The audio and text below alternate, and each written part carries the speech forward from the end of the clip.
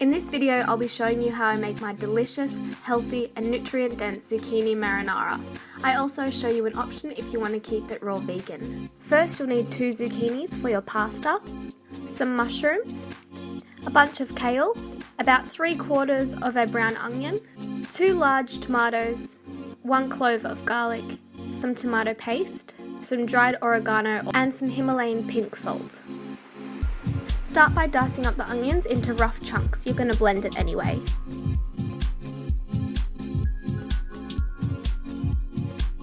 Then chop your garlic roughly. And then lastly, just roughly chop your tomatoes. I like to add a tablespoon of tomato paste. And then just a sprinkling of oregano and Himalayan salt.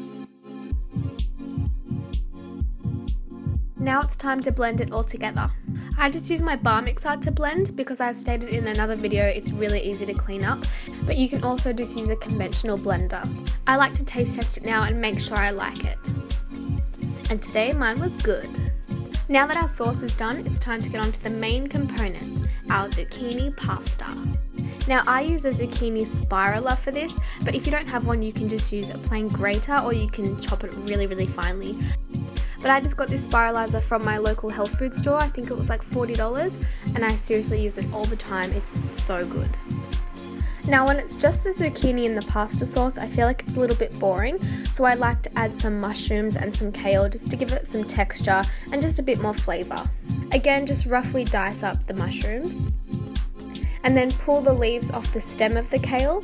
And the way I like to cut kale is I roll it into a really tight ball and then just chop it from all different angles.